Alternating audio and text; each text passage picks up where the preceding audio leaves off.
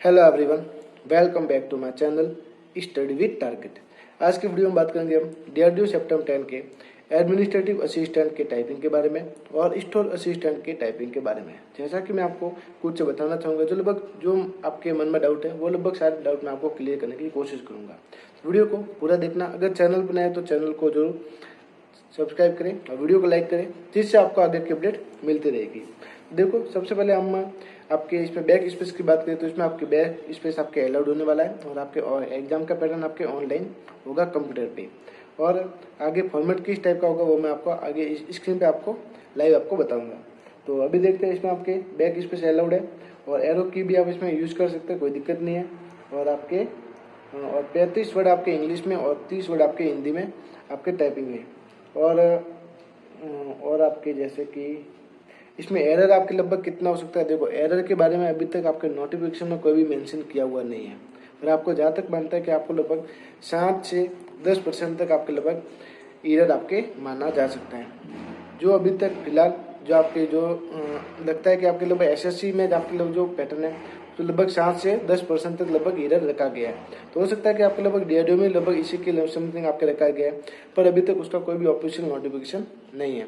तो जैसे लगभग DRDO का रिजल्ट आएगा तो हो सकता है कि उसमें लगभग वापस से अलग से नोटिफिकेशन निकाला जाए, जिसमें लगभग सारे आपको इन्फॉर्मेशन टाइपिंग के रिगार्डिंग दी जा सकती है। तो ये आपके लगभग एरर के बारे में हो सकता है। तो मैं आपको अभी टाइपिंग आपको स्क्रीन पे लेके जाता हूँ, तो वहाँ पे आप देखते हैं कि आपको किस टाइप का आपका पैटर्न रहने वाला है। तो DRDO टाइपिंग में आपको लगभग टाइपिंग का फॉर्मेट आपको इस टाइप का देखने को मिलेगा। जैसे आप ऊपर आपको एक पैटर्न दिया हुआ है, नीचे आपको यहाँ पे टाइप करना पड़ेगा। तो जिसका आपको जो जैसे कि ऊपर ये पैटर्न दिया हुआ है, आपको इसको यानी कि अपने आप ये स्क्रॉल नहीं होगा।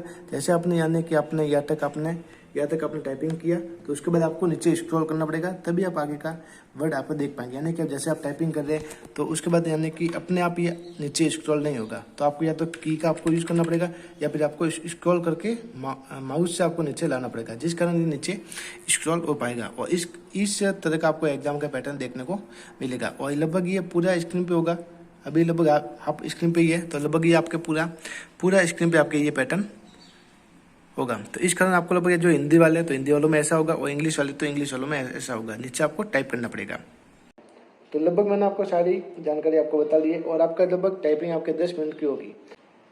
तो मैंने आपको लगभग सारी जानकारी आपको बता दी है। कोई और कोई आपके मन में डाउट है तो अभी तो फिलहाल